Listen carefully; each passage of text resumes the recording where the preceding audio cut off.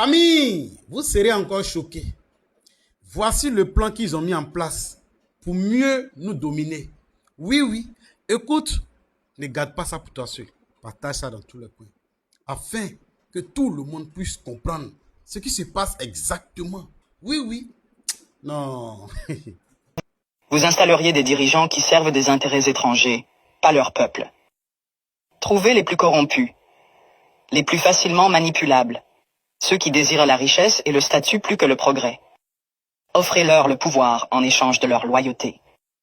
Si un leader émerge qui se soucie réellement de l'Afrique, débarrassez-vous de lui. Assassinez-les si nécessaire.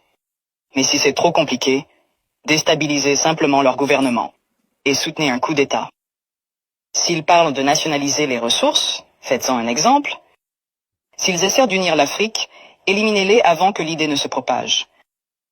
Vous maintenez l'Afrique économiquement faible en vous assurant qu'elle ne s'industrialise jamais. Laissez-les exporter des matières premières, mais ne les laissez jamais les transformer eux-mêmes. Contrôlez les mines, les champs pétrolifères, les minéraux rares. Gardez-les à vendre à bas prix et à acheter cher.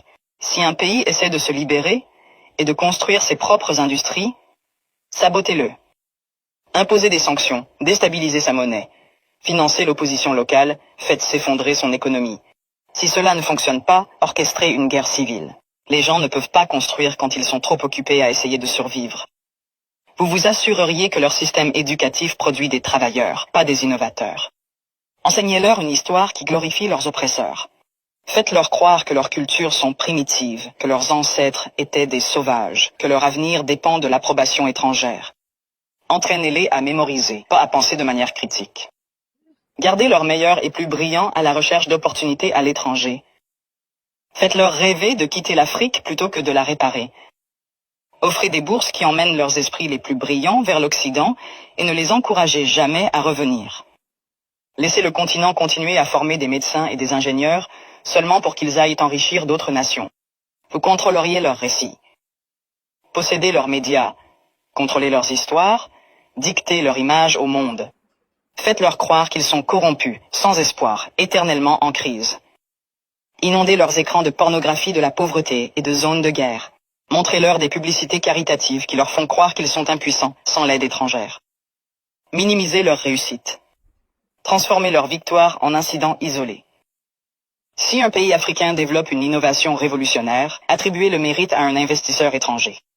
Si un dirigeant africain met en œuvre une politique réussie, présentez-la comme une anomalie plutôt qu'une preuve de compétence. Vous vous assureriez qu'ils restent dépendants, les noyer dans la dette. Offrir des prêts avec des conditions impossibles. Les forcer à tout privatiser pour que des entreprises étrangères possèdent leur eau, leur électricité, leurs terres.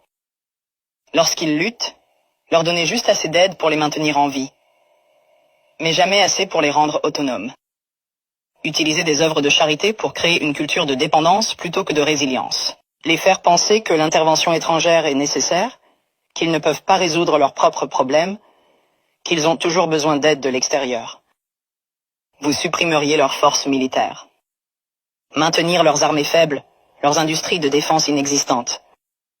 Leur vendre des armes pour qu'ils se battent entre eux, mais ne jamais les laisser développer une technologie militaire de pointe.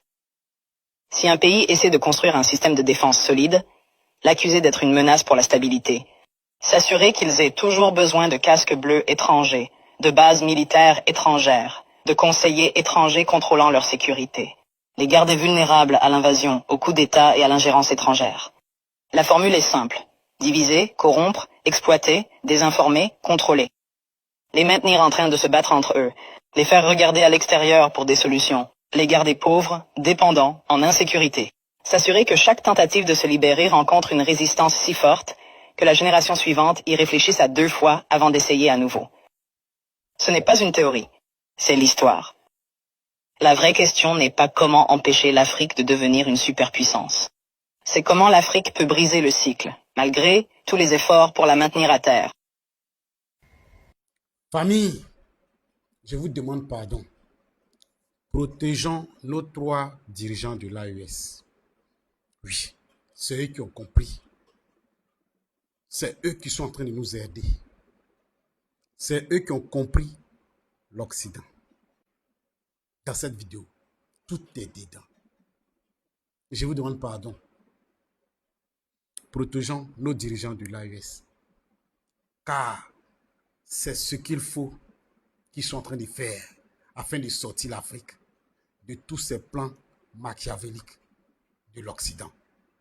S'il vous plaît, partagez la vidéo là, ça va arriver partout.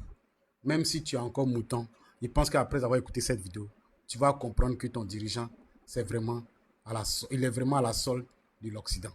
Oui, cette vidéo nous explique tout. Tout est dedans. Pourquoi tu souffres? Pourquoi ton pays ne se développe pas? Pourquoi tu ne dois pas transformer tes matières premières? Pourquoi ils doivent venir prendre moins cher? Tout est dedans. Merci de partager. Et encore une fois, je vous demande de soutenir, de prier pour nos dirigeants de l'AES. Parce que c'est le meilleur combat qu'ils sont en train de mener. Oui.